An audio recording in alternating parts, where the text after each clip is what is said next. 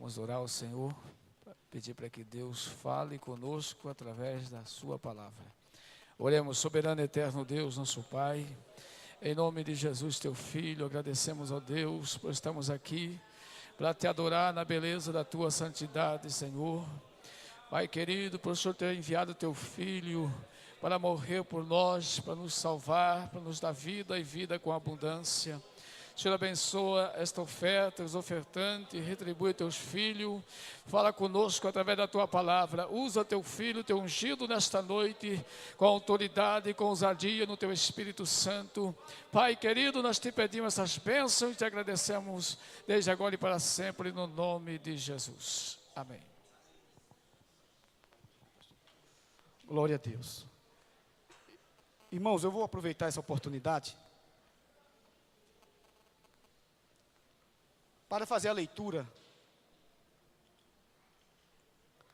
de uma fábula. Os irmãos sabem que uma fábula é um diálogo que na realidade não existe entre animais, árvores. Não é um fato real, mas traz para a gente um aprendizado muito grande. E eu achei muito importante e oportuno hoje, com o Serinho, como eu tinha falado, com as 3 pessoas fazendo aqui um diálogo entre si, mas eu vou ler o que está escrito, o que o comentarista coloca, e eu vou fazer um paralelo também neste mesma fábula e falar sobre Cristo. Havia no alto da montanha 3 pequenas árvores que sonhavam e que seriam depois de grande. A primeira, olhando as estrelas, disse: eu quero ser o baú mais precioso do mundo, cheio de tesouros. Para tal, até me disponho a ser cortada. A segunda olhou para o riacho e suspirou: eu quero ser um grande navio para transportar reis e rainhas. A terceira árvore olhou o vale e disse: quero ficar aqui no alto da montanha e crescer tanto que as pessoas, ao olharem para mim, levantem os seus olhos e pensem em Deus. Muitos anos se passaram e certo dia vieram 3 lenhadores pouco ecológicos e cortaram as 3 árvores, todas ansiosas em serem transformadas naquilo com que sonhavam. Mas lenhadores não costumam ouvir e nem entender sonho. Que pena. A primeira árvore acabou sendo transformada no coxo de animais, coberto de feno. A segunda virou um simples e pequeno barco de pesca, carregando pessoas e peixe todos os dias. E a terceira, mesmo sonhando em ficar no alto da montanha, acabou cortada em altas vigas e colocada de lado em um depósito.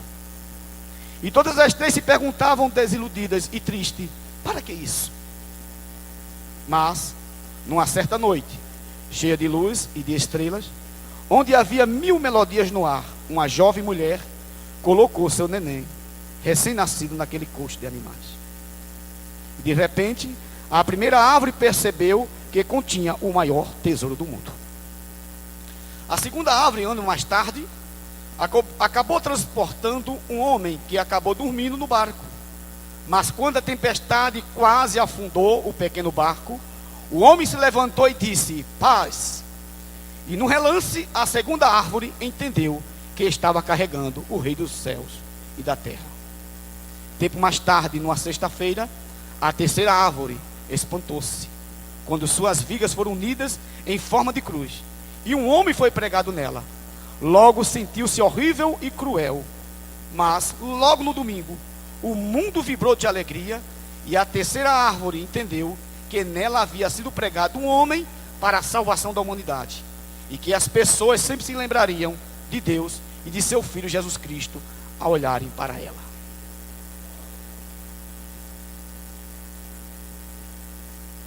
A explicação do comentarista desse texto que eu peguei, ele fala o seguinte: as árvores haviam tido sonhos, mas as suas realizações foram 1000 vezes melhores e mais sábias do que haviam imaginado. Temos os nossos sonhos e nossos planos, que por vezes não coincidem com os planos que Deus tem para nós. E quase sempre somos surpreendidos com a sua generosidade e misericórdia. É importante compreendermos que tudo vem de Deus e crermos que podemos esperar nele.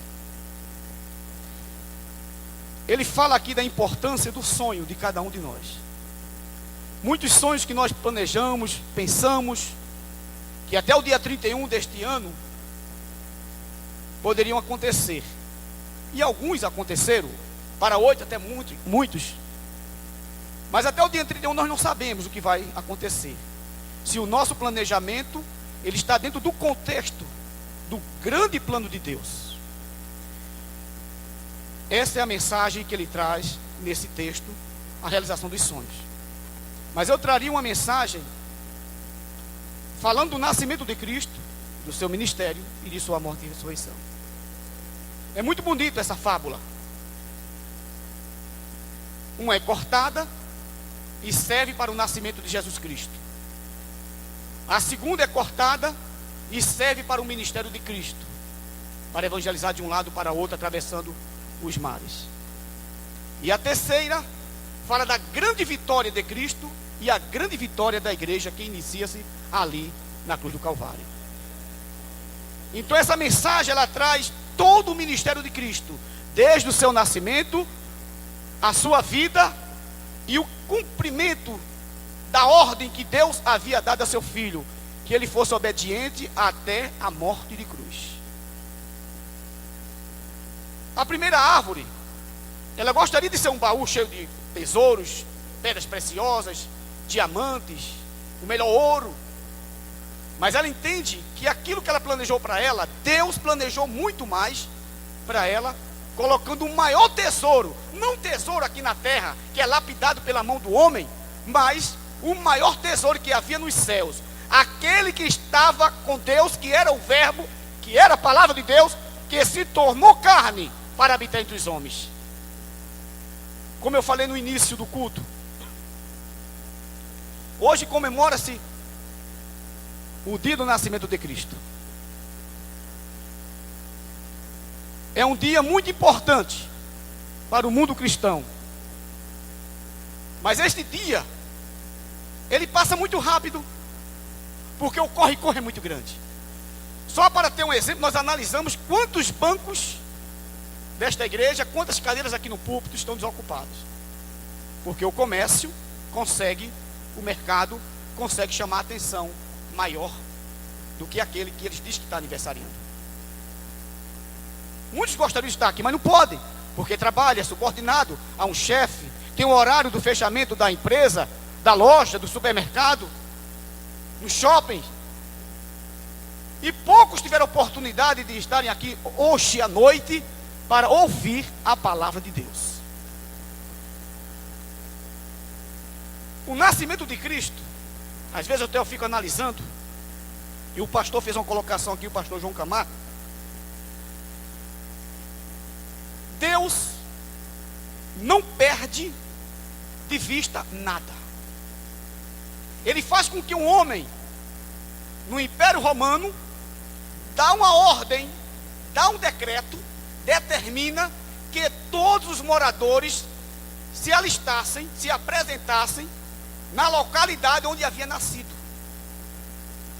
E Deus faz com que uma autoridade determine esta ordem, e José, que está em Nazaré, na Judéia, deslocasse até Belém, a cidade que ele havia nascido. Imagine naquela noite quantas pessoas eram encontradas na estrada. E ele levando a sua esposa, que estava no tempo de dar à luz. Chegando naquela cidade, não havia lugar, não havia hotel, não havia nada. Não é que faltava dinheiro, que ele era pobrezinho. Muitas vezes as pessoas querem diminuir o que a Bíblia contextualiza. Quando fala da mulher que quebra aquele vaso de alabastro e coloca aos pés de Jesus Cristo, diz: a coitada, ela vendeu tudo que tinha. Não. Conheça a história da família, conheça a história de Lázaro. de Marta, de Maria. Aquela família, ela tinha condição. Ela tinha um sepulcro próprio. Quem tinha sepulcro próprio não era pobrezinho, não. Quando o irmão dela fica doente, ela diz que manda mensageiro. Vá lá e avise ao amigo, ao meu amigo, ao amigo do meu irmão, que tanto ele ama, que ele está doente. Ela tinha alguém subordinado a ela.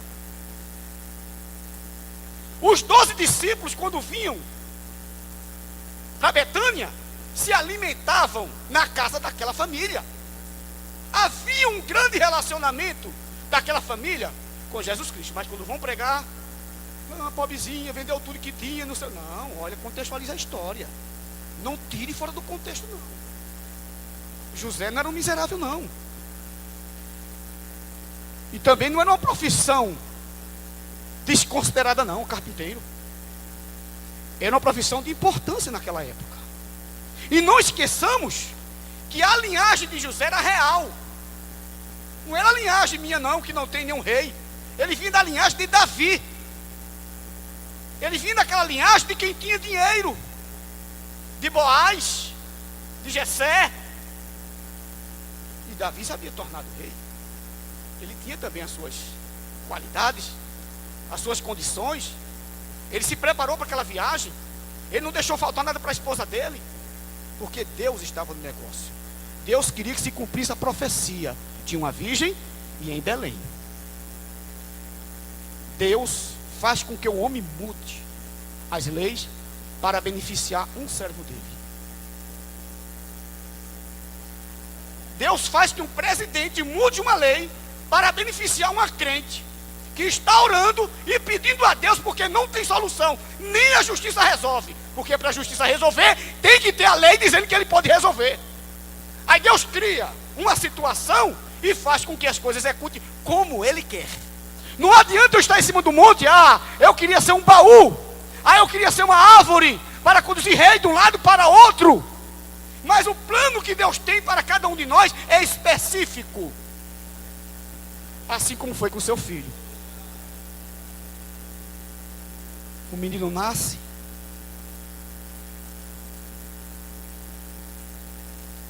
Eu não sei em que parte, isso vem na minha cabeça agora. Será que, onde estava aquele curral?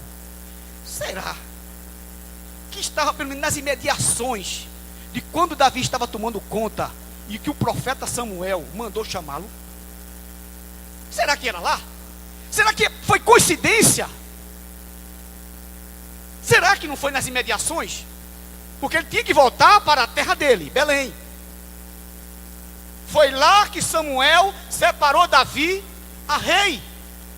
Foi lá que aquele adolescente de 16 anos, de boa aparência, ruivo. É outra coisa, o pessoal fala, não, era um menino, era magrinho, feinho. Me mostre na Bíblia onde diz isso. Diz que ele era ruivo e de boa aparência. Eu não tenho como arrumar outra coisa para colocar no texto. Eu posso até dizer, olha, cabelo um pouco vermelhinho. E a Bíblia diz que ele era valente e era um jovem forte. Já quem fala isso, já é o próprio Saul.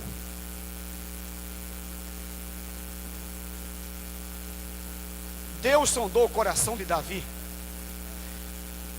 assim como Deus sonda os corações de cada um de nós. Naquele dia, lembrando Davi, fazendo um paralelo, porque era da linhagem dele, eu fico analisando, quando Samuel entra naquela casa, e começa chamando os irmãos, um por um, e chamando, e olhando, analisando, e Deus olhando totalmente diferente do que Samuel estava analisando. E Deus analisa o coração. Se o nosso plano está dentro do plano de Deus. O segundo fala que aquela segunda árvore, ela até aceitava ser cortada. Dá-se a entender no contexto que as três foram cortadas no mesmo período. Mas eu vou fazer aqui um arranjo nesse texto que eu li. A primeira foi cortada. A segunda provavelmente foi cortada 30 anos depois do nascimento de Cristo. E a terceira provavelmente foi cortada 3 anos depois. porque era a morte de Cristo. Todas três entenderam o que Deus fez com ela. Eu sei que é uma fábula, mas muitas vezes nós não somos uma árvore e não compreendemos o que Deus tem feito com cada um de nós. E quando não sai de acordo com o que nós planejamos, ficamos até irados. Mas Senhor, por que não? Por que para fulano e não para mim?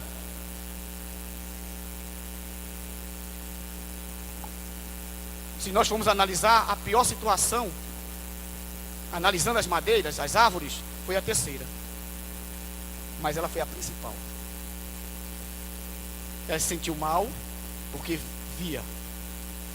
Diz onde se a cruz falasse e ela expressasse quanta angústia sentiu.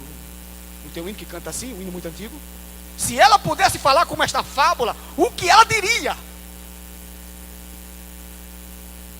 Ela queria ficar no ponto de destaque para que todo mundo olhasse para ela, e ela pensou em Deus. É a única que pensa em Deus na fábula. Quando todo mundo olhar para mim, vai olhar para os céus e vai lembrar de Deus. Que nós nunca, irmão, venhamos a tirar a nossa visão da cruz, porque é lá, quando nós olhamos para ela, nós vemos, contemplamos a vitória da igreja, a nossa vitória. Porque é lá que nós contemplamos o autor e o consumador da nossa fé. Foi lá que a igreja nasceu. Foi lá que a primeira conversão houve. À direita de Cristo o ladrão disse: olha, ei, lembra-te de mim. Quanto de nós que estamos aqui criticamos com crente? Quantos aqui não gostavam de crente? Zombavam de crente? Mas vai ouvindo a palavra, aquele crente não desanima, vai falando. Se não é a vizinha que aborrece a crente, ela está cantando quando está lavando a sua roupa, quando está lavando o prato, preparando a comida, ela está cantando. A vizinha às vezes nem gosta dela, mas ela vai ouvindo a palavra vai entrando e se converte. A palavra tem que ser anunciada, independente se gosta ou não gosta.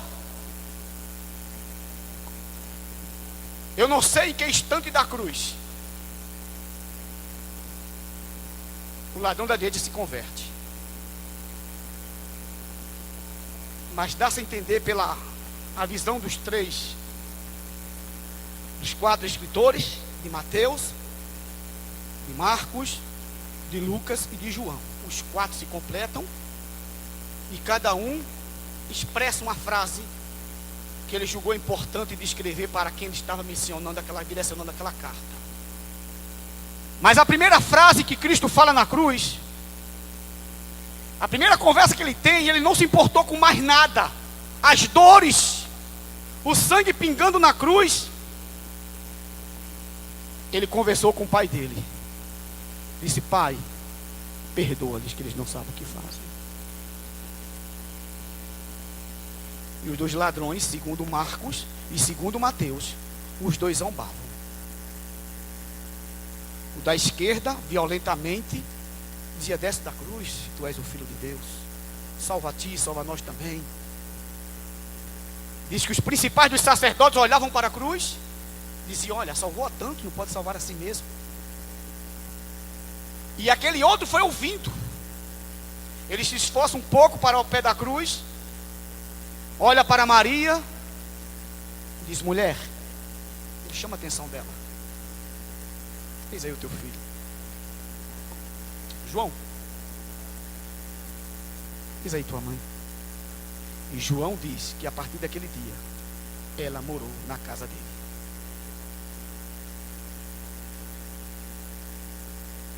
Ele continua o diálogo, a zombaria. O da direita faz: lembra-te de mim quando entrares no teu reino. O esforço que Cristo fez para olhar para a direita, para dizer para ele, procurando força: hoje, não é amanhã, hoje tu estarás comigo no paraíso. Hoje, Dimas, chamo de nome apócrifo porque não é bíblico, não é canonizado, não consta nos termos bíblicos, mas nos livros paralelos. Tem outros nomes que foi dado para ele por alguns escritores. Disse: hoje, olha, tu irás contemplar uma coisa tão diferente que tu nunca viste na tua vida. Tu irás descer.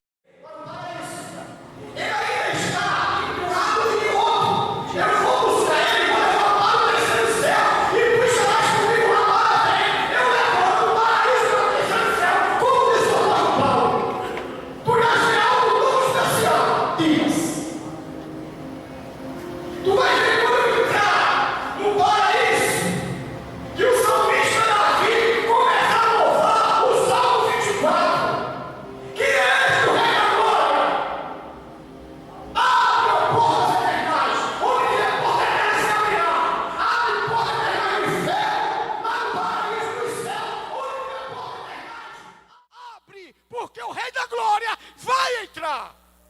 Imagina aquele coro. Imagine Sansão. Imagine Salomão. Dizendo: ah, está aí, olha. Quem é o Rei da Glória? E ele respondia: o Senhor dos Exércitos, que não perde em batalha. Ele não perde batalha, é lá embaixo agora que ele está. E ele está subindo. Que prazer daquele Dimas, se é que o nome dele era esse mesmo. Ali se converteu o primeiro crente da igreja.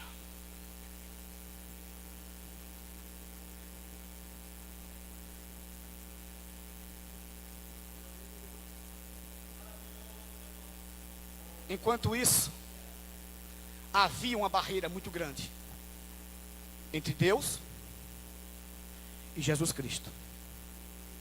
O meu pecado, os meus pecados faziam um murinho. O pecado da humanidade ia crescendo, crescendo. Isaías disse que o pecado separa o homem de Deus. E se o meu pecado e o pecado de toda a humanidade estava sobre o filho dele, Deus é tão santo que ele não contempla o pecado. Ele é muito puro. Ele é tão puro que tem que os querubins ou serafins tem que colocar as asas nos olhos para dizer que ele é santo, e ele é santo e é santo. E veremos Deus nos céus em Cristo Jesus, que ele é o mesmo. Os dois são o mesmo. Quem vê a Cristo, vê o Pai. Quem vê a mim, vê o Pai. E ali, ele louva a Deus. Ele expressa o seu louvor. Deus meu, por que tu me desamparaste? Eloi, Eloi, lama sabachthani.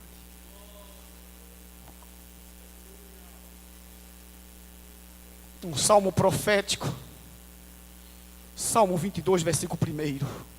Ele toma posse e adora a Deus. Independente de qualquer coisa, independente das minhas mãos estarem furadas, meus pés estão furados, a minha cabeça toda perfurada, meu lado esquerdo perfurado.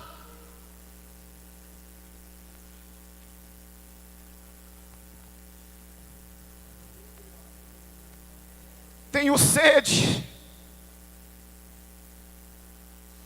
A diz que rapidamente alguém pegou um ensopo, que poderia também ser uma lança, ou uma planta, e vai ali e coloca na sua boca. E ele rejeita. As profecias estão se cumprindo na cruz, onde aquela terceira árvore não desejaria estar, mas era ela. E ele estava pendurado ali. E ele clama. E dá um brado. Havia muita dificuldade dele para ele dizer uma frase dessa, com seu sangue derramando, sufocado, o diafragma, a sua cabeça inclinada, que ele não podia levantar a cabeça, porque assim penetrava mais ainda, a sua acusação.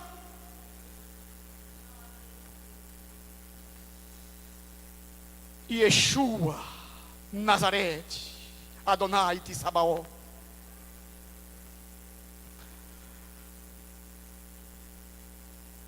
Bota também em grego, bota em latim, para que todos que passem aqui, que era o sonho daquela aquela árvore da fábula. Onde passarem vão me olhar e vão lembrar de Deus.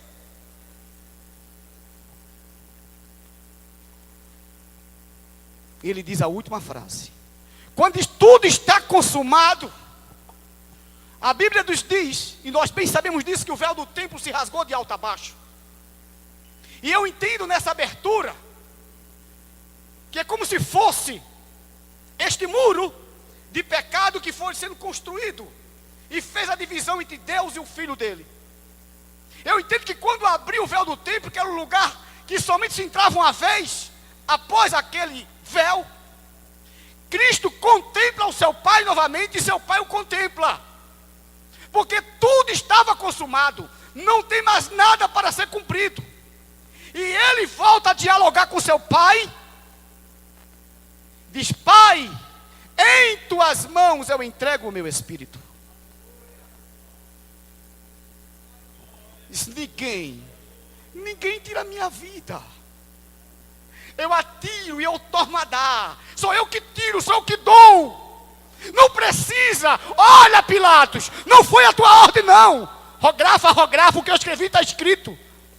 Quando ele mandou escrever aquela acusação, Caifás, Anás, Alexandre, João, os 4 sumos sacerdotes e os principais fariseus, saduceus, herodianos, foram à presença de Pilatos. Nós não aceitamos aquela acusação. Diga que ele disse que era o rei dos judeus.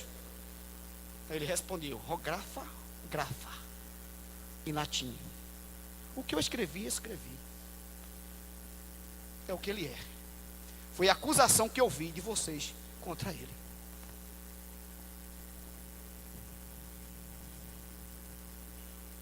E hoje é a oportunidade de nós compreendermos a importância, não só desse dia. Esse dia é apenas é mais para o comércio do que para a igreja propriamente dita. Mas nós não poderíamos deixar de lembrar do seu nascimento, do seu ministério aqui na terra. A segunda árvore fala de um barco. E o texto diz que ele fez o vento, ele fez o mar lhe obedecer. Será que teria alguma dificuldade para isso? De Cristo fazer isso? Foi ele que fez todas as coisas. Foi ele que deu nome a todas as estrelas. Eu fico analisando às vezes aqui o pastor João Camargo, a facilidade que ele tem, e isso é muito importante, dele chamar por nome e pelo sobrenome.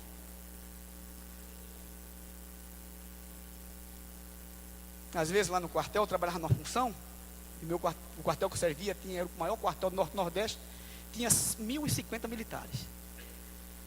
E alguns nomes que passavam mais na minha função ali, eu conseguia decorar. E quando eu passava pelo soldado, dizia o nome dele, ele: como é que o senhor sabe meu nome e meu número? E às vezes eu fazia questão de decorar alguns. E eles ficavam alegres porque eu chamava pelo nome dele.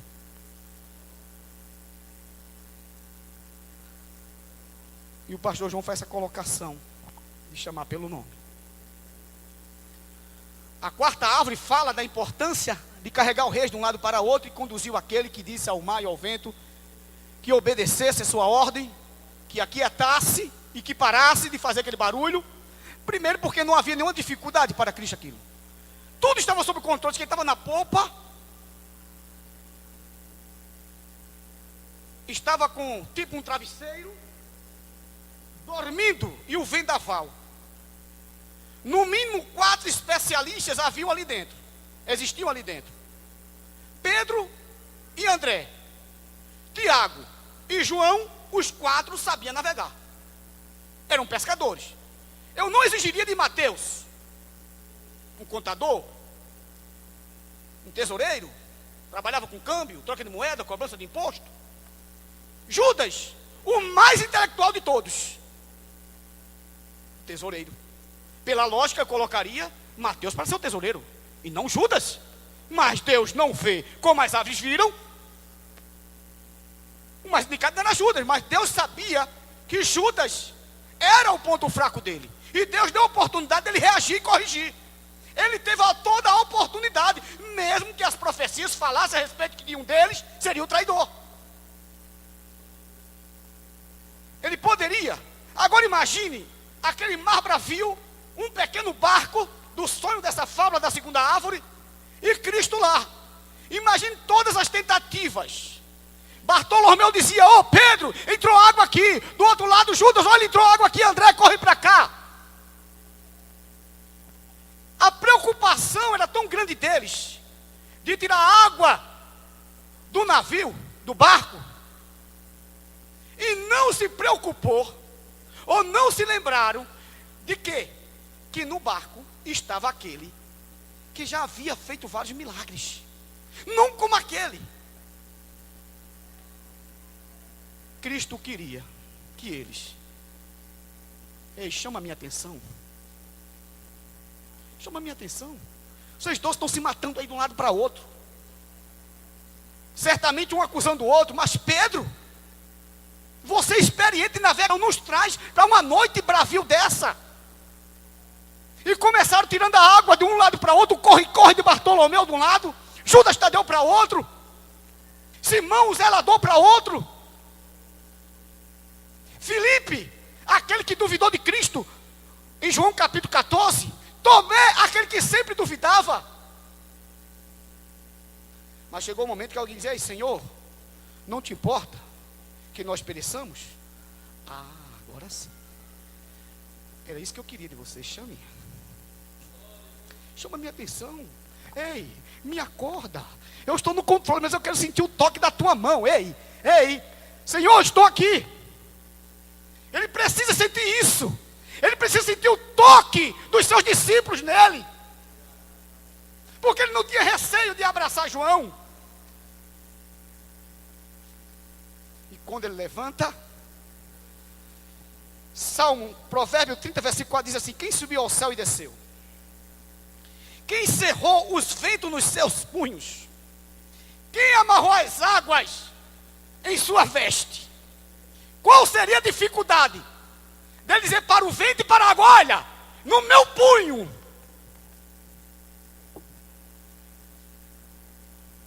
Isso aqui é o mar na mão de Deus, de Cristo. O mar, os oceanos cabem na palma da mão de Cristo. Não te preocupa, Pedro, que ele sabe. O mar conhece a minha voz, porque lá no princípio eu falei: haja água, e houve água. Eles me conhecem. Não tem esforço não.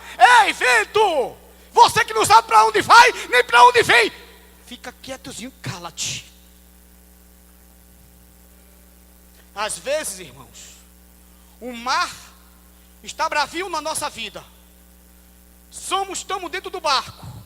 Fazemos de tudo para acalmar, para resolver a situação. Usamos até o nosso conhecimento técnico. Tiramos a água, amarramos as cordas, colocamos até a âncora, e o barco começa a quebrar. E vai se quebrar se você não acordar quem está dentro do barco. O barco vai a pique, porque quem está dentro dele, você deveria acordar ele. Senhor, não te importa? Ele importa sim. Ele só quer a tua atenção. Ele só quer a minha atenção. Ei, muitas vezes ele quer que eu chame ele, que eu vá: ei, Senhor, ouve o meu clamor, chama-o, toca nele e desperta. Tudo está sob o controle dele, tudo está sob o controle dele, nada está perdido, nada. Nós é que perdemos tempo nos esforçando aleatoriamente, sem o convocar. Aí quando nós chamamos, faz feito um ladrão: ei, Senhor, lembra-te de mim, quando tu entrares lá no teu reino. E o Senhor, hoje estarás comigo, nem amanhã não.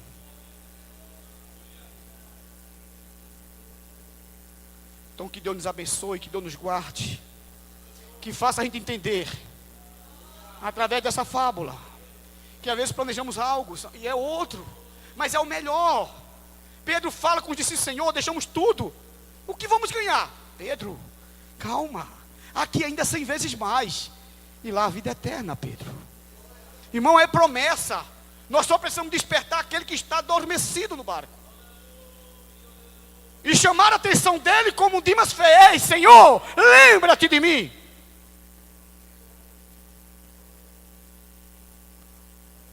E fazer feito aqueles pastores que estavam lá naquela mesma região de Davi. Eu pergunto se há alguém aqui que entrou nesta igreja, que está afastado da igreja,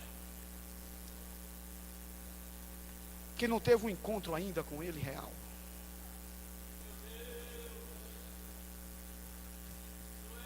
Eu preciso ser crente mais hoje do que ontem. Eu me esforço. Senhor, me ajuda. Senhor, me dá capacidade. Porque nós não temos capacidade nenhuma. Quem pensa que anel, diploma em parede, isso não é nada. Deus faz como Ele quer, a obra é dEle, Ele trabalha como Ele quer. Ele é que faz a manobra. Ele é especialista, Ele é Senhor dos exércitos. Ele não envia uma companhia para o ataque sem antes reconhecer toda a área que Ele vai mandar. Ele não nos envia sabendo, deixando de saber o que tem lá na frente. Ele sabe todas as coisas. Mas há momentos que Ele quer que nós sejamos encurralados. Eu participei de algumas manobras de treinamento de guerra. E às vezes até eu me escondia com o meu pelotão, com o meu GC ali, para ver se eu não era escolhido. Na marcha para o combate existe um pelotão que é chamado de pelotão de reconhecimento. Esse pelotão de reconhecimento, ele bota na frente um grupo de combate, que é o primeiro contato com o inimigo. O grupo de combate coloca uma esquadra na frente e 2 coitadinhos de soldados lá na frente para levar o primeiro tiro ou pisar na primeira granada. Toda batalha lá atrás depende daqueles 2 soldados, o que eles estão vendo. Ele informa para o comandante do GC, o comandante do grupo informa o escalão vai subindo e vai informando. Às vezes nós somos colocados como este primeiro esclarecedor, abrindo o caminho para outros, para que a tropa que vem toda lá atrás, o grande comando, chegue onde você está pisando. Mas quem pisou primeiro foi o soldado. Com Cristo é diferente. Ele entra na batalha junto conosco. Agora, muitas vezes somos enviados como esse esclarecedor para a frente de um trabalho.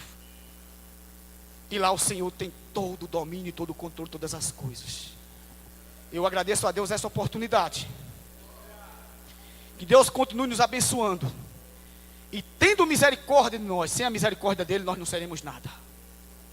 Que Deus nos guarde e continue nos abençoando. Peço as orações da igreja por mim, pela minha esposa, pelo meu filho, pela minha família que ainda não entendeu a importância de servir a Deus.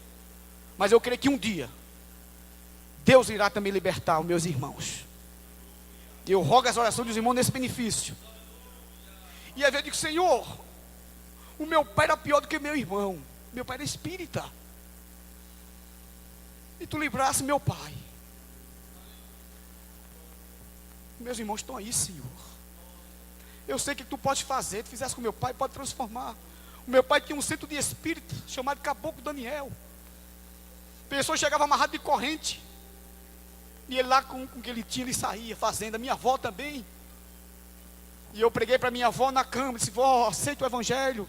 Não, meu filho, eu vou morrer na religião que nasci. O seu pai também pregou para mim. O seu pai falou para mim do que você está falando. E só o Senhor sabe o que aconteceu. Que Deus nos abençoe, pastor, cada vez mais. Aleluia. Noite de amor, tudo dorme em derredor, entre os astros que espargem a luz, bela indicando o menino Jesus. Brilha a estrela da paz, brilha a estrela da paz. Noite de paz, noite de amor, ouve o pastor, coros celestes que cantam a paz, que nesta noite sublime nos traz o nosso bom Redentor, o nosso bom Redentor. Noite de paz, noite de amor, oh, que belo resplendor paira no rosto do meigo Jesus, e no presépio do mundo a luz, astro de eterno fulgor, astro de eterno fulgor. Enquanto eles continuam falando, eu quero fazer um convite. Daquele mesmo jeito que José e Maria, grávida, saíram às ruas de Belém, batia numa residência e José contava a sua história, dizendo: olha, a minha esposa, ela está gestante, está chegando a hora de dar à luz, mas nós não somos daqui, não temos nenhum parente aqui. Tem porventura um lugar para o nosso filho nascer? E alguém dizia: não, já está lotado, já está tudo cheio. E José e Maria saíam para outra residência, talvez num hotel, numa estalagem, e José contava novamente a sua história. Mas a resposta se repetia: já está lotado, já está cheio, já não há mais lugar para mais ninguém. E lá naquela manjedoura, e junto com aqueles animais, ali nasceu Jesus. Dessa mesma forma, agora não mais José, mas o Espírito Santo de Deus, ele está batendo no coração de alguém e dizendo: tem lugar para Jesus nascer. Você quer abrir a porta do teu coração, deixar Jesus entrar hoje, fazer uma mudança, fazer uma transformação na tua vida? Você quer Jesus no teu coração? Hoje é o dia que você deve deixar Jesus realmente nascer na tua vida. Aonde está a primeira pessoa que quer entregar a sua vida para Jesus? Que esse dia fique marcado. Toda vez que você ouvir falar de Natal, você se lembra que o verdadeiro Natal se cumpriu na tua vida, no dia que a igreja estava reunida falando do nascimento de Jesus, no dia daquela fábula onde 3 árvores conversavam, todas elas queriam ser úteis para o projeto de Deus se cumprir na vida do seu filho. Aonde está a primeira pessoa? Hoje você está diante de uma grande oportunidade para a tua vida. Entregar a tua vida para Cristo. Não deixe para amanhã. Não deixe para depois. Hoje é Natal. Faça o verdadeiro Natal acontecer na tua vida. Não um Natal de festa, não um Natal de bebedeira, não um Natal de prostituição, não um Natal de briga, mas um Natal genuíno, verdadeiro, que ele aconteça hoje na tua vida. Eu convido a igreja para ficar de pé, e todos vão orando e clamando pelo sangue de Jesus, para que esse Natal fique marcado na vida de alguém, que possa contar a sua história amanhã. Eu aceitei Jesus no culto de Natal, eu entreguei a minha vida para o Salvador do mundo. Aonde está a primeira pessoa? Aqui está vindo a primeira pessoa. Ora macaramanaba chora barabacharamanai. Turabacai xeramanagastur canta rabassurianda rabacharamandas. Turibedá xarabacalabastude de rabacharamanagassúria. Este é o verdadeiro Natal. Este é o verdadeiro Natal. Jesus está nascendo nesse coração. É tão humilde. Talvez alguém nem acha nenhum valor.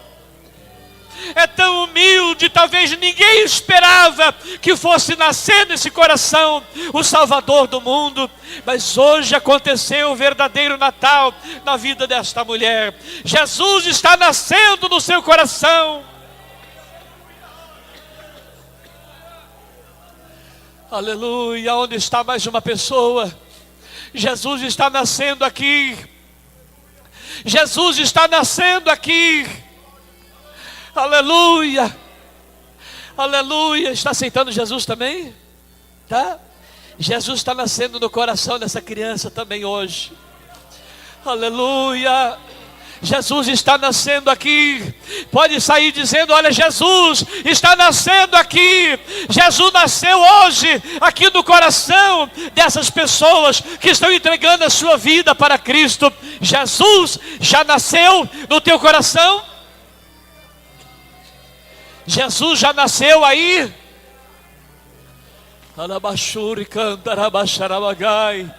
Jesus ainda está morando aí? Jesus ainda está morando no teu coração? Jesus ainda está morando aí? Jesus ainda mora aí? Aonde Ele mora? Tem casa alegre, tem casa bonita, tem casa feliz. Se Jesus mora no teu coração, glorifica Ele, exalte a Ele, sinta a glória dEle, sinta a presença dEle, porque Jesus mora aí. Chega de tristeza na tua vida. Jesus está morando aí. Jesus está morando aí. Jesus está morando aí. Jesus está morando no teu coração. Jesus está morando aí. Xarabacalabaxuricô barabaxarabagai. Alabari calabassuricantarabax. Se alguém quer fazer uma reconciliação com Jesus agora, aproveite para Jesus nascer também na tua vida. Se alguém deseja fazer uma reconciliação, conserto com Jesus, venha do seu lugar, venha aqui, nós estaremos orando por você. Aleluia, aleluia, aleluia. Tem alguém que está precisando fazer um conserto, uma reconciliação com Jesus? Aleluia, para Jesus nascer genuinamente no teu coração. Aleluia, aleluia, aleluia.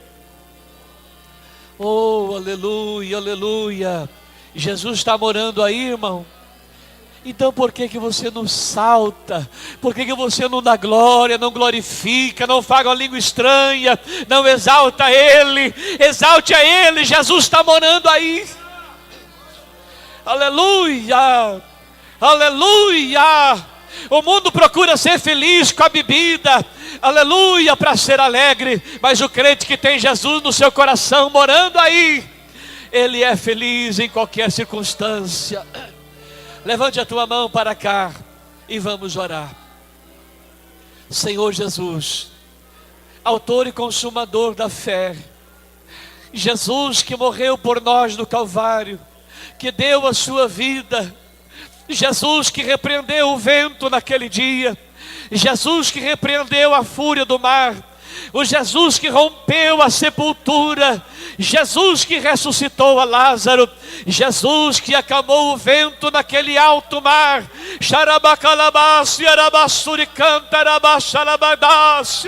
estenda a tua mão agora para acalmar o vento na vida de alguém.